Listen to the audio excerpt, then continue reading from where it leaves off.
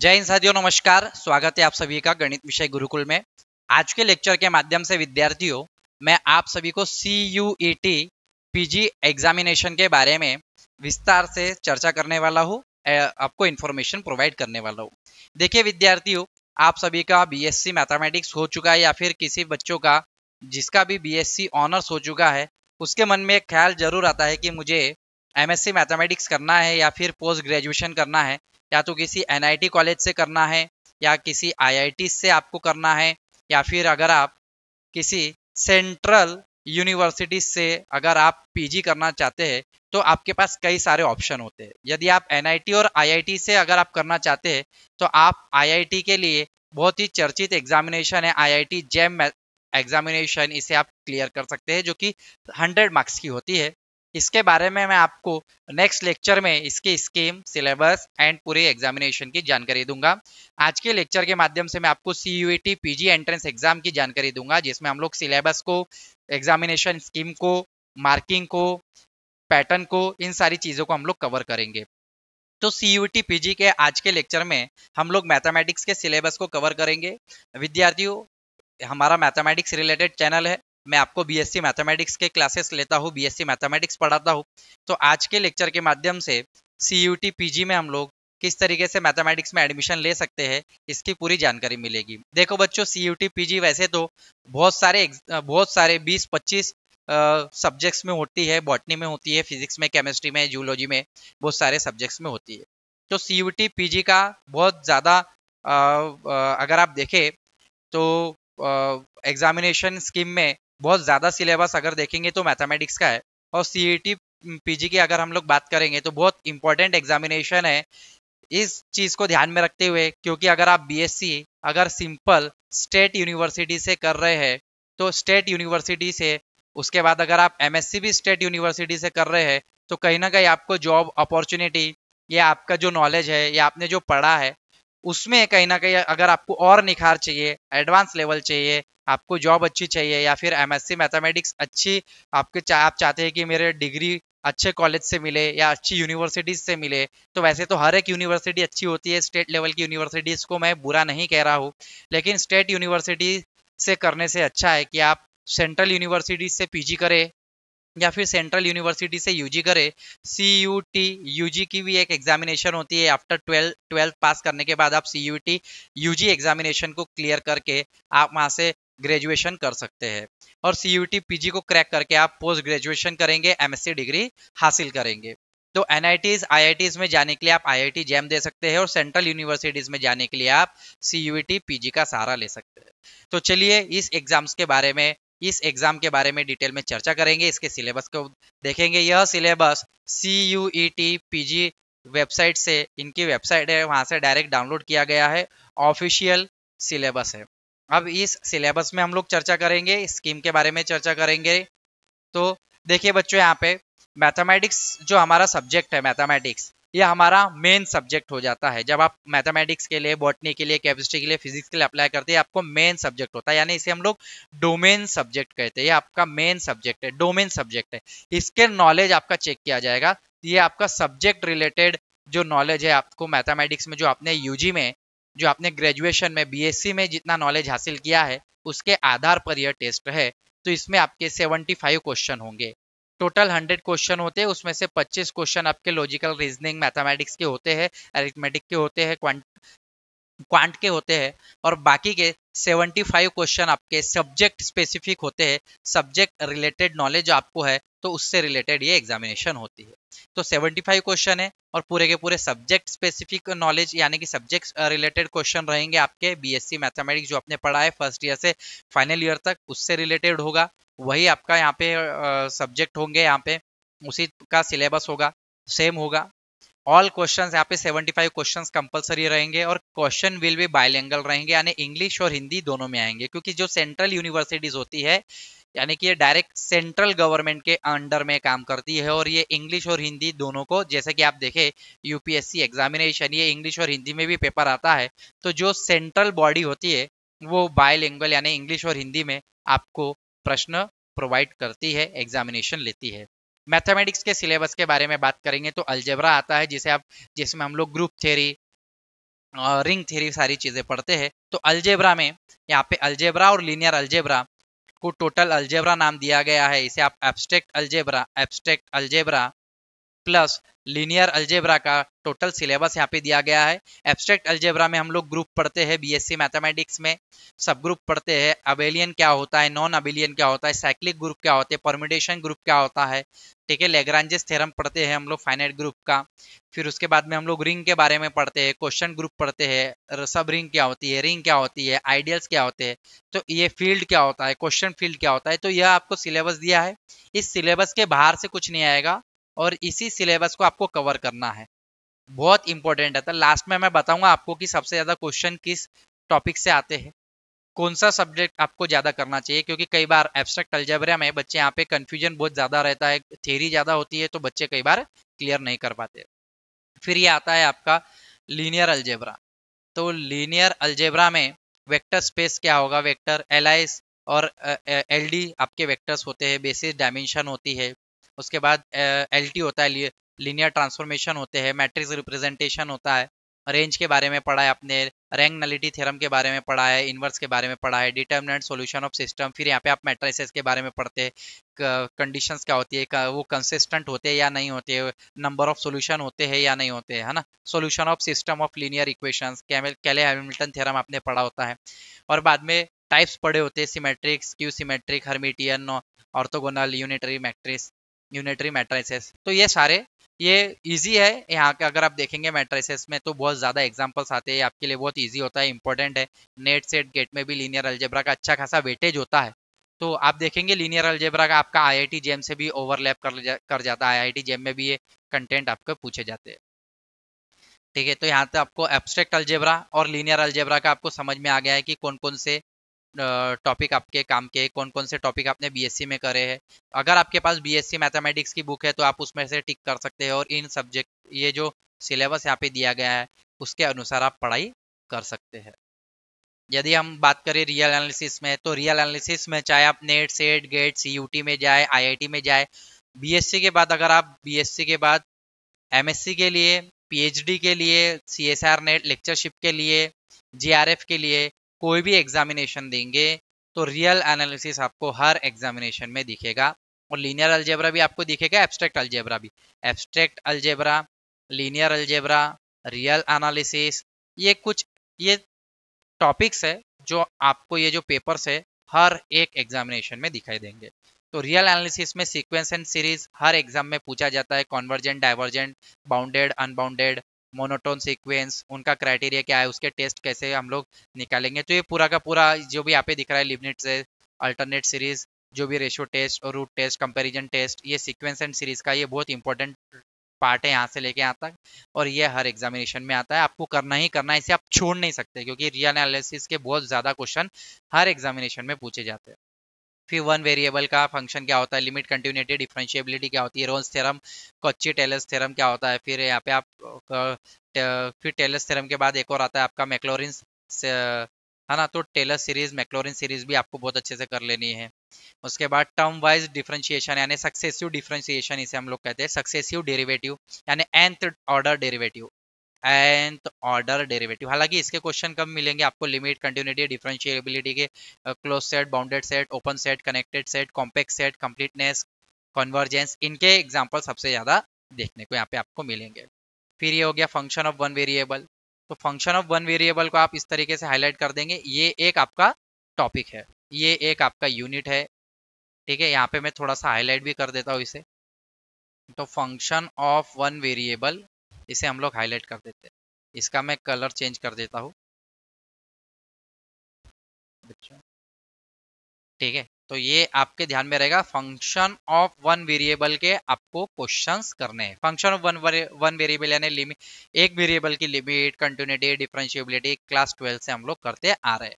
अब function of the two variable, function of two variable यानी कि दो वेरिएबल रहेंगे एक्स कॉमा वाई, एक्स और वाई लिमिट रहेगी X Y tends to X naught Y या 0 0, इस टाइप की जो लिमिट है टू वेरिएबल वाली लिमिट, उसकी कंटिन्यूटी, डिफरेंशिएबिलिटी, यानी कि अगर एक वेरिएबल रहा तो हम लोग डेरिवेटिव कहते हैं, डिफरेंशिएशन कहते हैं। अगर दो वेरिएबल आ गए तो पार्शियल डेरिवेटिव हो जाता है। ये सब कॉमन सेंस है, ये कॉमन तरीके हैं डेरिवेटिव को पहचानने। फिर इसमें डिफरेंशिएबिलिटी कैसे काम कर सकती है, इसका मैक्सिमम मिनिमम क्या होता है ना, Lagrange's multiplier method, homogeneous function. तो ये बहुत इजी है। अगर आप देखें रियल एनालिसिस का, अगर आप इतना ये थोड़ा सा थ्योरी वाला पार्ट अगर आपको नहीं आता है तो एक और ये दो पार्ट लगा के जाइए, मैक्सिमम क्वेश्चन आपके कवर हो जाएंगे। हालांकि ये भी सीक्वेंस एंड सीरीज के जो आपने अभी तक पढ़ा है बीएससी, उसको अगर आप 10-10 बार 20-20 बार रिवाइज करेंगे तो आप मैक्सिमम क्वेश्चन इसके कंप्लीट कर पाएंगे। कॉम्प्लेक्स एनालिसिस भी बहुत इंपॉर्टेंट हो जाता है कि कॉम्प्लेक्स वेरिएबल, सबसे पहले तो आप कॉम्प्लेक्स एनालिसिस को करने के लिए बीएससी में ना कॉम्प्लेक्स करके एक चैप्टर होता है, या फिर कॉम्प्लेक्स नंबर, या फिर आपको देखेंगे आप ट्रिग्नोमेट्री करके एक चैप्टर होता है बीएससी फर्स्ट सेमेस्टर में। तो उसे आप पूरा का पूरा प्रिपेयर कर लीजिए, है ना। तो अगर आपने उसे प्रिपेयर कर लिया तो आप समझ लीजिए कि आपको कॉम्प्लेक्स एनालिसिस तो थोड़ा सा डिटेल में समझ में आ जाएगा कि प्रॉपर्टीज वगैरह क्या होती है स्टार्टिंग में, है ना। तो कॉम्प्लेक्स एनालिसिस को समझने के पहले कॉम्प्लेक्स नंबर ट्रिग्नोमेट्री अच्छे से कर लीजिएगा। कॉम्प्लेक्स वेरिएबल, फिर डिफरेंशिएबिलिटी, एनालिटिक फंक्शन क्या होते हैं, एनालिटिसिटी, फिर सीआर इक्वेशन क्या होते हैं, ये बहुत इंपॉर्टेंट होता है बीएससी सेमेस्टर 5 में यानी फाइनल ईयर में आपने देखा होगा। पावर सीरीज कैसी होती है एनालिटिक फंक्शन की, लाइन इंटीग्रल में फिर उसमें बाद हम लोग कॉची थ्योरम देखते हैं जो कि बहुत ज़्यादा इंपॉर्टेंट होते हैं। कॉची थ्योरम के कुछ लेम्मास वगैरह हम लोग देखते हैं, कॉन्सिक्वेंसेस देखते हैं। मोरेरास थ्योरम जो कि कॉची थ्योरम का इन्वर्स है। फिर Cauchy integral formula, Cauchy theorem, Liouville's theorem, fundamental theorem of algebra. तो ये सारे, उसके बाद हम लोग देखते हैं हार्मोनिक फंक्शन। तो ये आपका कॉम्प्लेक्स एनालिसिस का सिलेबस है, मोस्ट इंपॉर्टेंट है, और ये आपका बाकी के अदर एग्जामिनेशन के साथ ओवरलैप करता है। सीएसआर नेट में सेम यही सिलेबस हो जाता है और थोड़ा सा एडवांस हो जाती है स्कीम सीएसआर नेट में।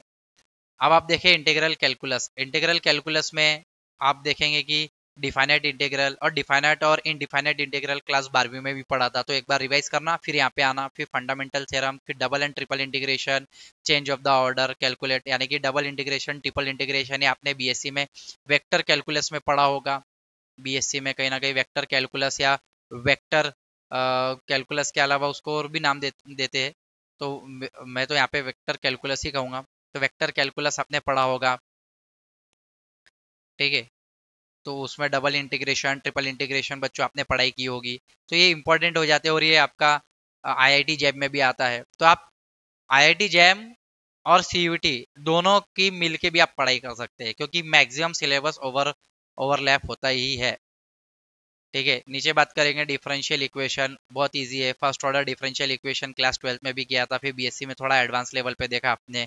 फिर एग्जैक्ट के बारे में बात करा, एग्जैक्ट होते हैं या नहीं होते। फिर एग्जैक्ट में लीनियर, लीनियर में फिर बर्नौली, ठीक है। उसके बाद इंटीग्रेटिंग फैक्टर किस तरीके से निकालेंगे, ठीक है। जो लीनियर नहीं है या जो सॉरी जो एग्जैक्ट नहीं है उसे इंटीग्रेटिंग फैक्टर निकाल के कैसे हम लोग एग्जैक्ट बनाते हैं, ये सारी चीज़ें हमें देखनी होती है। फिर orthogonal trajectory, linear differential equation of the second order, homogeneous differential equation, फिर method of variation of parameter, Cauchy Euler equation. तो ये इतना आपको ये करना ही है। और मेरे ख्याल से अगर अब मैं बोलूँ कि आपको इसमें से क्या स्किप करना है, स्किप कुछ भी मत करो, क्योंकि मैथमेटिक्स ऐसा सब्जेक्ट है ना, आप स्किप मत कीजिए, क्योंकि आपके आगे ना आगे जाके बहुत काम में आएगा। भले आप सीएसआर नेट के लिए प्रिपेयर करें या स्टेट लेवल की सेट एग्जामिनेशन के लिए प्रिपेयर करें, तो भी आपके लिए बच्चों काम में आता ही है। वेक्टर कैलकुलस, जैसा कि मैंने आपको बताया, वेक्टर कैलकुलस में फिर आप वेक्टर, स्केलर फील्ड क्या होती है, ग्रेडियंट, डाइवर्जेंस, कर्ल, लैप्लासियन क्या होता है ना। कर्ल के बाद में कर्ल की कुछ प्रॉपर्टीज होती है, एग्जांपल्स होते हैं, इसके थ्योरम्स होते हैं, डाइवर्जेंस की एग्जांपल्स होते हैं। स्केलर, फिर लाइन इंटीग्रल होता है ये। वेक्टर इंटीग्रल, लाइन इंटीग्रल क्या होता है, स्केलर सरफेस यानी surface integral, vector surface integral, ठीक है। तो सरफेस इंटीग्रल में आपका स्केलर और वेक्टर सभी का कंप्लीट हो जाता है, आपको अलग से ये टॉपिक कहाँ पर है ढूंढने की जरूरत नहीं पड़ती। लाइन इंटीग्रल में आपका स्केलर और वेक्टर दोनों का कवर हो जाता है। एग्जांपल दिए रहते हैं हर बुक में, Green's theorem, Stokes theorem, divergence theorem and their application, यानी उनके एग्जांपल्स आपको कवर करने हैं। तो चलिए अब हम लोग आगे बढ़ते हैं। लास्ट जो हमारा है लीनियर प्रोग्रामिंग, एलपीपी। एलपीपी तो क्लास 12 में भी देखा था, तो इसमें कुछ डेफिनेशन है। कॉन्वेक्स सेट क्या होता है, कॉन्वेक्स हाइपरप्लेन, पॉलीहाइड्रल सेट क्या होते हैं, कॉन्वेक्स फंक्शन क्या होता है, कॉन्वेक्स फंक्शन क्या होता है, इनकी जस्ट अब डेफिनेशन पढ़ लेंगे फटाफट। फिर इनके एग्जांपल्स, एलपीपी के प्रॉब्लम, फॉर्मुलेशन कैसे होता है, सिंप्लेक्स मेथड आएगी, सिर्फ यहाँ पे एक नई सिंप्लेक्स मेथड है, क्लास 12 में तो आपने नहीं दिया। फिर ग्राफिकल मेथड ऑफ एलपीपी, तो यहाँ पे आप देखेंगे फॉर्मुलेशन, सिंप्लेक्स मेथड, ग्राफिकल, ये ज़्यादा काम किए। कंसेप्ट ऑफ बेसिक यानी फिजिबल सोल्यूशन कैसे कहेंगे, इसके ऊपर क्वेश्चन आते हैं, एमसीक्यू बनते हैं कि ये फिजिबल सोल्यूशन है या नहीं है। तो फिजिबल सोल्यूशन के कुछ एमसीक्यू बनते हैं, 1 2 3 ऑप्शंस रहते हैं, तो इसे आप कंपेयर, इसे आप कर लीजिएगा। स्टेट लेवल एग्जामिनेशन में भी ये पूछा जाता है।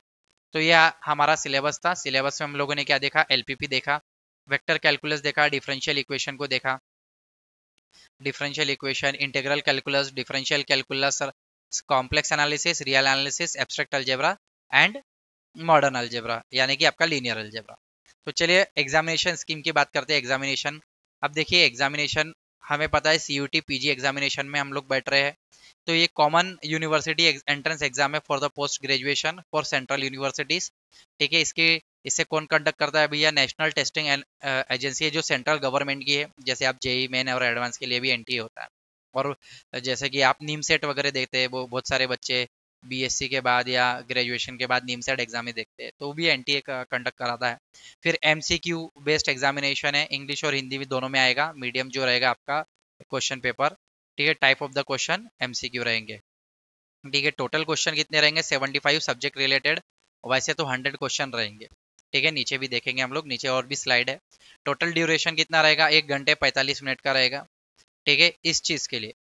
ठीक है, तो 75 क्वेश्चन को कवर करने के लिए 300 मार्क की है, टोटल मार्क्स 300 है। ठीक है, अगर आप देखें तो 4 मार्क्स ईच आपको मिलेंगे अगर आपका राइट होता है। अगर आपने एक क्वेश्चन गलत कर दिया है तो आपके माइनस मार्किंग यानी कि 1 4 नेगेटिव मार्किंग है, यहाँ पे -1 आपका, यानी कि 1 मार्क्स आपका चला जाएगा। अब यहाँ पे देखिए करेक्ट होने पे मैंने आपको बताया +4 मार्क मिलेंगे, रॉन्ग होने पे -1 मिलेंगे। अगर आपने कोई क्वेश्चन को नहीं किया है तो इसमें आपको आंसर रहेगा, तो उसके कोई मार्क्स नहीं दिए जाएंगे। सीईटी एग्जाम में देखिए पार्ट 2 पार्ट में है। ठीक है, टोटल आपके 100 क्वेश्चन है, टोटल आपके 100 क्वेश्चन है। 25 क्वेश्चन आपके ability, general ability, general test लिया जाएगा, जीके वगैरह लिया जाएगा, क्वांट कैसा है आपका, अरिथमेटिक यानी कि एचसीएफ एलसीएम या थोड़े से नंबर सिस्टम के बारे में, एनालिटिक स्किल, रीजनिंग आपकी देखी जाएगी, लैंग्वेज कॉम्प्रिहेंशन देखा जाएगा। तो ऐसे 25 समझ लीजिए, 25 क्वेश्चन ऐसे आएंगे जो कॉम्पिटिटिव टाइप के क्वेश्चन आएंगे। ठीक है, सी सेट टाइप के क्वेश्चन रहते हैं। अब जो डोमेन नॉलेज है, डोमेन नॉलेज का मतलब है कि आपको आपके सब्जेक्ट में क्या नॉलेज है, उस स्पेसिफिक सब्जेक्ट के अनुसार फिर आपका पेपर बी होगा। अगर आप मैथमेटिक्स की एग्जामिनेशन देना चाहते हैं तो बी यानी कि मैथमेटिक्स जो हमने सिलेबस बताया उसको आपको कवर करना है।